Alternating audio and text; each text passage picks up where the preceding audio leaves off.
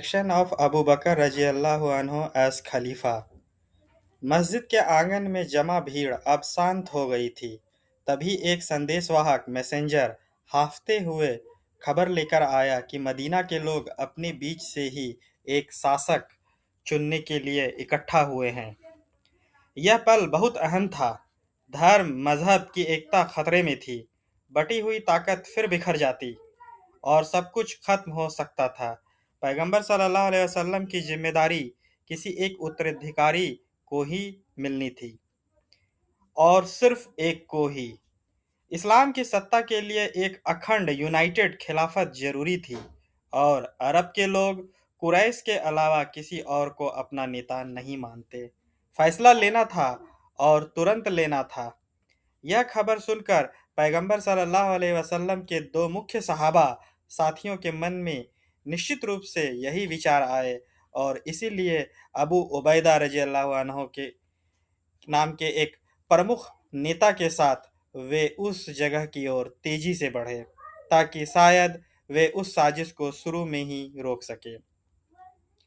रास्ते में उस उत्तेजित सभा से लौट रहे दो दोस्त नागरिकों ने उन्हें अकेले वहां जाने के खतरे के बारे में चेतावनी दी, लेकिन फिर भी वे आगे बढ़ते रहे।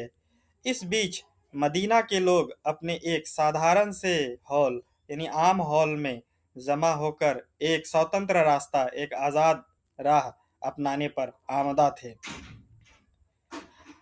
हमने अजनबियों के इस समूह को पनाह दी है, वे चिल्लाए। हमारी ही तलवारों की बदौलत वे धर्म को, मजहब को स्थापित इस्टेब्लिश कर पाए हैं। मदीना का शासक हमारे बीच से ही होगा। उन्होंने पहले ही खजरज कबीले के नेता साद इब्न उबैदा रज़ियल्लाहु अन्हु को अपना नेता चुन लिया था, जो बुखार से पीड़ित होकर हॉल के दूसरे छोर पर लेटे हुए थे। तभी वे तीनों सहाबा साथी वहां पहुंचे। वे बिल्कुल सही समय पर पहुंचे थे, क्योंकि अगर नागरिक साद रज़ियल्लाहु अन्हु को चुन लेते और उनके प्रति वफादारी की शपथ ले लेते, तो मदीना की स्थिति हमेशा के लिए बिगड़ सकती थी।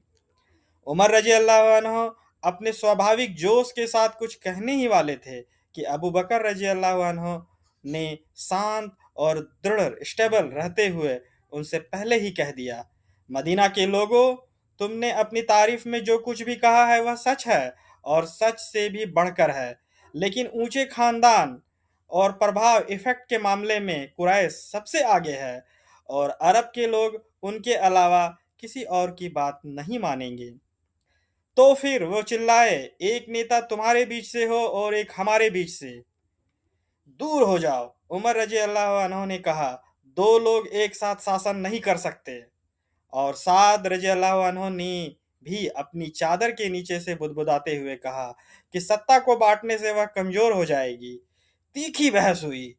साद रजी अल्लाह अन्हो के पास खड़े हुबाब ने चिल्लाकर कहा, उसकी बात मत सुनो, मेरी बात सुनो, क्योंकि मैं एक अनुभवी और समझदार इंसान हूँ। अगर वो इनकार करे तो उन्हें शहर से निकाल दो। उमर रजी अल्लाह अन्हो चिल्लाए, खुदा तुम्हें बर्बाद करे।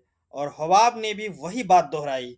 बहस और गर्मा गर्मी बढ़ने पर अबू बकर रजी अल्लाह अन्हो ने महसूस किया कि इसे किसी भी कीमत पर रोकना होगा।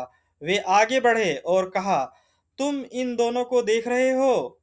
उन्होंने उमर रजी अल्लाह अन्हो और अबू उबैदा रजी अल्लाह अन्हो की ओर इशारा किया। अब तुम में से जो भी चाहे उसे अपना नेता चुन लो और उसे सलाम करो। लेकिन दोनों ने एक साथ जवाब दिया, नहीं, आपने पैगंबर सल्लल्लाहु अलैहि वसल्लम के कहने पर पहले ही नमाज की अगुवाई की है।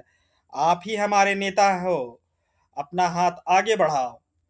उन्होंने ऐसा ही किया, और वफादारी की निशानी के तौर पर उन्होंने अपना हाथ उनके हाथ पर रखा, जैसा कि अरबों में रिवाज है। दूसरे लोग भी ऐसा करने ही वाले थे कि हुबाब ने खजरज कबीले के एक इंसान से, जो शपथ लेने जा रहा था, चिल्लाकर कहा, क्या तुम अपने ही रिश्तेदार का गला काटोगे? उस इंसान ने जवाब दिया, ऐसा नहीं है, मैं तो बस हकदार को उसका हक दे रहा हूँ। जब वे अभी भी हिचकिचा रहे थे, तो औस कबीले के लोगों ने, जो प्रतिद्वंदी कबीले और उसके नेता साद रज़ियल्लाहु अन्हु से जलते थे, आपस में बात की। अगर इस आदमी को चुना गया तो शासन हमेशा खजरज कबीले के पास रहेगा। चलो हम अबू बकर रजी अल्लाह अन्हो को ही अपना नेता मान ले। इस मिसाल के बाद एक एक करके कई समूह अबू बकर रजी अल्लाह अन्हो के हाथ पर अपना हाथ रखने के लिए आगे आए। यहाँ तक कि सिर्फ साद रजी अल्लाह अन्हो ही बचे जो अभी भी कोने में चादर ओढ़े लेटे हुए थे। मदीना के लोगों द्वारा इस तरह स्वीकार किए जाने के बाद मक्का के शरणार्थियों रिफ्यूजीज द्वारा अबू बकर रजी अल्लाह अन्हो को स्वीकार किए जाने में कोई शक नहीं रह गया था। वे न केवल उन्हीं में से एक थे, बल्कि पैगंबर सल्लल्लाहु अलैहि वसल्लम ने भी, जब वे खुद नमाज नहीं पढ़ पा रहे थे, अबू बकर रजी अल्लाह अन्हो को अपनी जगह रोजाना की नमाज पढ़ाने के लिए नियुक्त करके एक तरफ से उनको अपना उत्तराधिकारी जानसीन बना दिया था।